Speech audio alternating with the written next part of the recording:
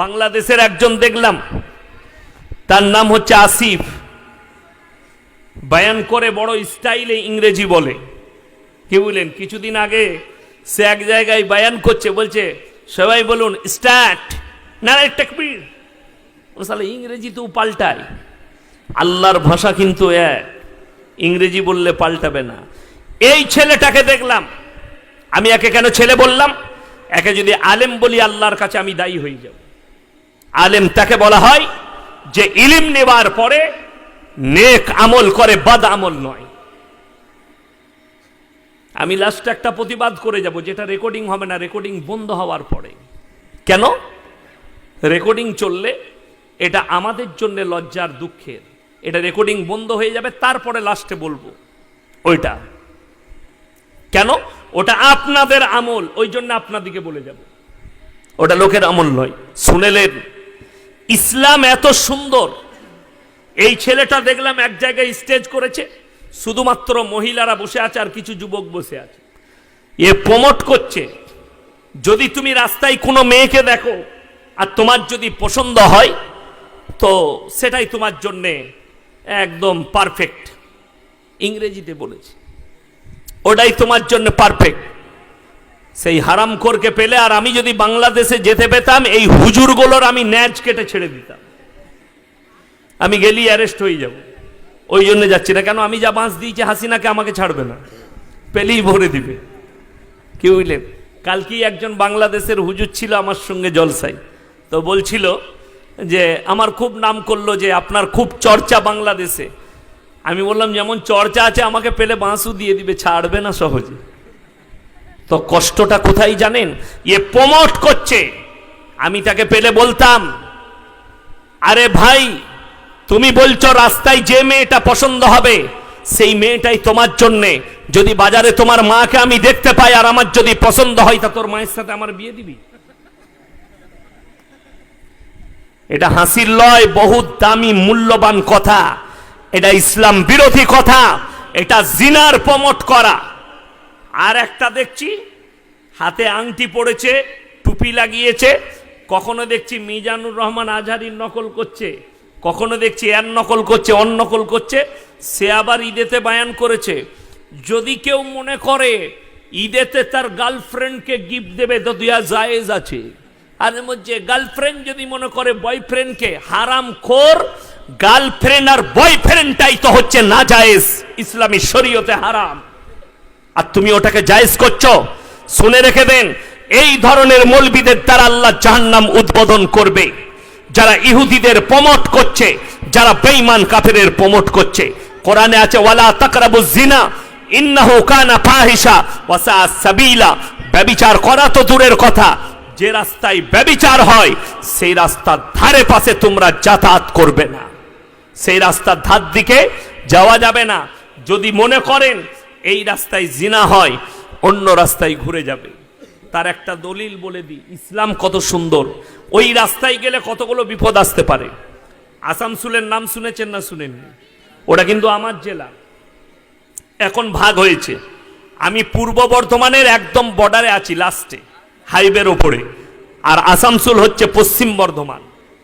তো ওই আসানসোল থেকে পুরুলিয়া ডিস্ট্রিক্ট যেতে গেলে দামোদর নদীর ব্রিজ আছে, ডিসেলঘর ব্রিজ, ব্রিজটার নাম হচ্ছে ডিসেলঘর ব্রিজ। ব্রিজ পার করে পুরুলিয়া যেতে হয়।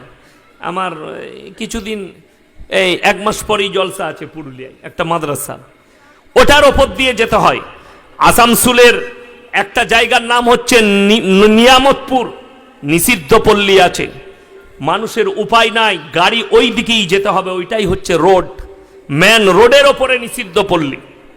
আমি 2 বছর আগে জলসা করে ফিরছিলাম পুরুলিয়া থেকে, রাত 2টো বেজে গেছে, প্রায় 2:10-15 হবে। তো আমি গাড়ির সিট ফেলি দিয়ে ঘুমাচ্ছি, টুপি খুলে দিয়ে, ড্রাইভার গাড়ি চালাচ্ছে, আমি বেঘর ঘুমুচ্ছি। যখন সে নিয়ামতপুর পার করেছে, পুলিশের একটা গাড়ি 4 ইন্ডিকার জ্বালিয়ে ডিফার দিয়ে দিয়ে আমার গাড়িটার পেছনে ধাবা করেছে, গাড়িটাকে দাঁড় করাতে চাইছে। আমি তো আর চোর নয়, আমার ড্রাইভার গাড়ি নিয়ে এলো। যখন আমি NH2 ধরবো, হাইওয়ের কাছে এসে গাড়ি যখন মোড়েতে দাঁড়িয়েছে সিগন্যালে, গাড়িটা আমার সামনে লাগালো, আমাকে বললে হুজুর উঠুন। টুপিটা লাগিয়ে বসলাম। যখন এই কাঁচটা খুললাম, বললে হুজুর আপনি? আমি বললাম কেন? বললে আমি ডিফার দিচ্ছিলাম, আমি তো চোর লয়, আর আমি জিনা করেও আসিনি। আমার একটা কথা খালি বললাম, স্যার আমার সঙ্গে দুটো কথা বলা যাবে? বলুন বলুন। আমি বললাম, রাস্তায় বেরোনোর পরে আপনি আটকাচ্ছেন, কিন্তু যদি ওই গেটটাই তালা মেরে দেন, যদি কেউ কি ঢুকতে না দেন, তাহলে এই ঝামেলাটাই তো থাকবে না। কথাটা বুঝতে পারেননি? ওই গেটটাই তালা মেরে দিলে কেউ যদি ঢুকতে না পায়, বেরোনোর ঝামেলাটা থাকবে, আপনাদেরকে আবার ছুটতে হবে না। বলছে ভাই সরকার লাইসেন্স দিয়েছে। এরপর বুঝলেন, যে গাড়ি নিয়ে বেরোয়, জিনা করে বের হয়, সেখানে জিনাতে যার যৌবন খরচ করলো, জিনা করলো, রাস্তার উপরে পুলিশকেও টাকা লাগে। দুঃখটা ওইটাই, আমাদের মতো মৌলবীকেও আটকাতে হয়েছে পুলিশকে, যে এরা ওখান থেকে বেরিয়ে আসছে নাকি জিনা করে।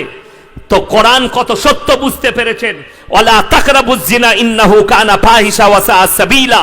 আমার আল্লাহ বললেন, হে নবী বলে দাও, ব্যভিচার করা তো দূরের কথা, যে রাস্তায় ব্যভিচার হয় সে রাস্তার ধারে পাশে জানো তোমরা যাতায়াত না করো, ওই দিকে যেও না। বর্ধমান টাউনও আছে, আমরা 3 কিলোমিটার ঘুরে যাই, কিন্তু 1 কিলোমিটার শর্টকাট মারি না, খালি নিষিদ্ধ পল্লীর কারণে। আমি কলকাতার জলসায়, সোনাগাছির পাশে জলসা ছিল, আমি দাওয়াত দিয়ে এসছি, হে পশ্চিম বাংলার যতগুলো নিষিদ্ধ পল্লীর মহিলা আছে, যদি কোনো মুসলিম মহিলা ফেসে থাকেন, আমাদের মতো মৌলবীর সঙ্গে যোগাযোগ করো। আমি দাওয়াত দিচ্ছি, হালাল সম্পর্ক করে নিকাহ করো, আর হারাম জায়গা থেকে সরে এসে জান্নাতের রাস্তা অতিক্রম করো। আল্লাহর কসম, রুজির মালিক আল্লাহ, হায়াতের মালিক আল্লাহ, মওতের মালিক আল্লাহ, কল্যাণ অকল্যাণের মালিক আল্লাহ। যারা দুনিয়ার উপরে মুক্ত হয়ে আছেন, তাদেরকে বলি, কোরআনের একটা আয়াত শুনেলেন, মারাত্মক আয়াত, ওয়ামাল হায়াতুদ দুনিয়া ইল্লা মাতাউল গুরুর। এই দুনিয়াটা তোমাদের জন্য, হে আল্লাহ নবী বলে দাও, সম্পূর্ণ ধোঁকা। মানুষ ধোঁকায় পড়ে আছে, যেদিন আপনার চোখটা বন্ধ হবে, ধোঁকাটা আপনার কেটে যাবে, আপনি বুঝতে পারবেন ধোঁকাটা সম্পূর্ণ ভুল। পানি কই? পানি ঢালেন তো, ঠান্ডা পানি নিয়ে আসুন, ঠান্ডা নিয়ে আসুন, ঠান্ডা আনা করান, ঠান্ডা পানি। এই ফ্রিজের পানি নিয়ে আসুন। আমি আলাদা জিনিস, কথাটা বুঝতে পারেন না? হ্যাঁ, ও আমার আগের বক্তা ছিল, আমাকে একটু দুধ ঢেলে দিলে আমি দুধ খাই না, কি বুঝলেন? দেখুন কারো বাড়ি থেকে নিয়ে আসুন ফ্রিজে পানি। হ্যাঁ, আমার ইঞ্জিন আলাদা, কি বুঝলেন? যত ঠান্ডা দিবেন তত পাওয়ার নিবে, অসুবিধা কিচ্ছু নাই। তো আমি যেটা বলছিলাম, সবাই নিয়ত করুন আমরা হালাল পথে চলবো, সকলে জোরে বলুন ইনশাআল্লাহ। আল্লাহ যেন আমাদেরকে হারাম থেকে হেফাজত করে। কিয়ামত করিবান, আপনার দোরগোড়ায় কিয়ামত পৌঁছে গেছে, কিয়ামতের আলামত শুরু হয়ে গেছে, কিয়ামতের মারাত্মক আলামত প্রকাশ পেতে শুরু করে দিয়েছে, যেটা বিশ্বের দরবারে উঠে গেছে। আল্লাহ নবী সাল্লাল্লাহু আলাইহি সাল্লামের হাদিস, তোমরা বুঝতে পারবে কিয়ামত তখন কাছে আসছে যখন ফোরাত নদী শুকাতে শুরু করবে। হাদিসে আছে। কোন নদী বললাম? ফোরাত নদী। কেন? গোটা বিশ্বের যে তৃতীয় বিশ্বযুদ্ধ, মহাযুদ্ধটা হবে, সেটা পৃথিবীর আল আকসা নিয়ে নয়, কাবাঘর নিয়ে নয়, হিন্দু মুসলিম নিয়ে নয়। বিসমিল্লাহ, আলহামদুলিল্লাহ। সেই যুদ্ধটা হবে, আল্লাহ নবীর হাদিসে আছে, ফোরাত নদী শুকিয়ে যাবে, তার মধ্যখান থেকে একটা সোনার পাহাড় বের হবে, সেই পাহাড় গোটা বিশ্ব যুদ্ধে জড়িয়ে যাবে। সেই পাহাড়কে লুটতারাজ চালাবার জন্য অর্ধেক দুনিয়া ধ্বংসই স্তূপ হয়ে যাবে।